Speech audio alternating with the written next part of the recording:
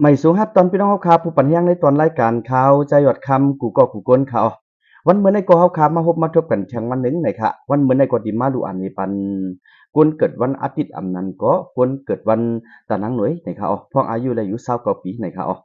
ข้อมูลอันนี้ก็ได้พึ่งมาที่ในปรับชาติที่มันสู่เตียไม่ไหนคะปีต่างโหตัดจะดูวันต่อจุไหนคะอ๋อวันนั้นสุดที่เฮาคามาด้วยไฮไลท์มันไหนคะเนาะปีนี้เป็นอันกำจะต่างเงียบไว้นั่นยาว จังไรเหตุการณ์หยับๆผืดๆเสียเฮื่อมไว้อยู่เยาการอันถางไว้ว่าเตเป็นอยู่ฉะนั้นกำเตได้กินมาจังเปิงหูเปิงหางกว่าอยู่เยาไปอยู่ดีก็จังยุบย่อมกว่าอยู่เยาในข่าวอ๋อพี่น้องค่ะอันนี้เป็นกาแฟสมค่ะอ๋อกาแฟสมอันได้ค่ะก็ที่มีหากไม่สมในตึงบ้ากาแฟค่ะอ๋อรวมกันในเฮ็ดเอาไว้เป็นกาแฟสมในค่ะอ๋อกาแฟอันนี้ค่ะก็ที่มีคอลลาเจนในมันค่ะอ๋อกาแฟอันนี้ค่ะที่จอยแถมมันดี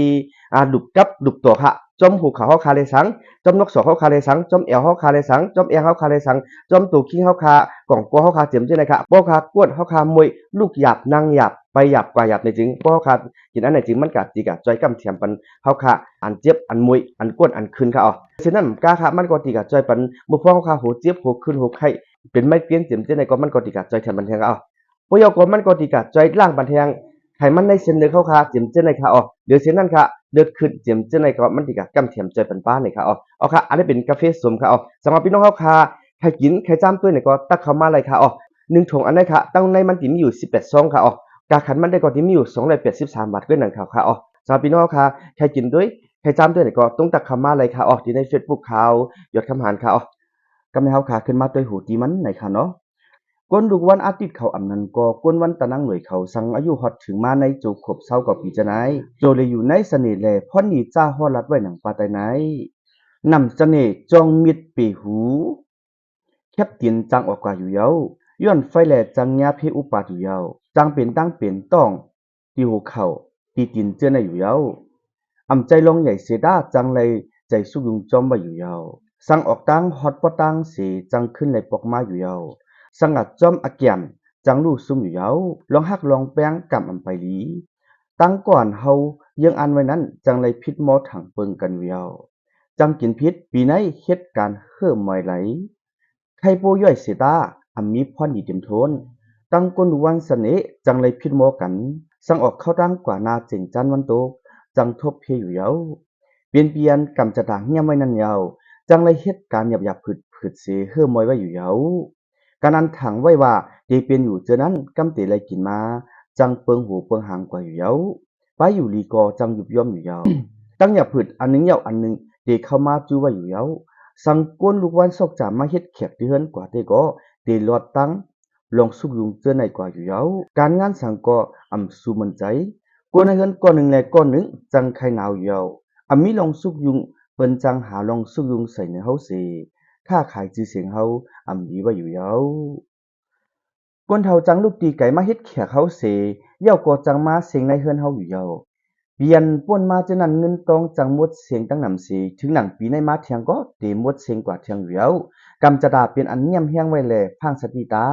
เงินตองก็จังหายจังออกน้ำย้ำไปตาไปตังคำตังฟังรถกาลดเขิงเจในตาลดเขิงกาจังผ่าเพื่อเฮากว่าอยู่แล้วมีกิ่งผาตัดเสต้องก่อจังกึ่งกลางป่อลมเสลมเกียนเจอในไหลอยู่แล้วสังมีลูกล่างอัน ถึงปานเหย้าเจ้าไหนก็จังตกหน้าเฮือนกว่าอยู่เหย้าจังจับตั้งเป็นอันเกี่ยวเลยเลือดเจ้าไหนอยู่เหย้าตัวนับอันปันพ่อนีปีในซ้ำ60เจ้าหนึ่งตัวเมลิกอันปันพ่อนีปีในซ้ำสหตาทะอาขอสั่งลาดลูกวันตะนังหน่วยเขา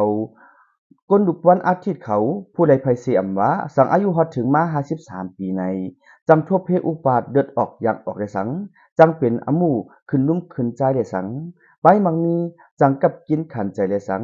จังเป็นตั้งเป็นอันใดผ่าเลยตัดเจอในเลยสังนังหือโปติรถป่วนเจอนันซ้ำหึงนั้นใกล้หับสินเป็ดสินเกาสีแก้งกำจอมไฮไลตาใกล้ปล่อยปันตูสัตว์ปลาไก่นกเจอในตาหรือเสียนั่นพอถึงมาวันเสน่ห์ตามคำสามองไตเต้นปันเนือวันเพหาแหลมเสตึงเก่าผีตั้งเนือเขาให้จอมกลุ่มจอมด้วยถึงปันในสิตา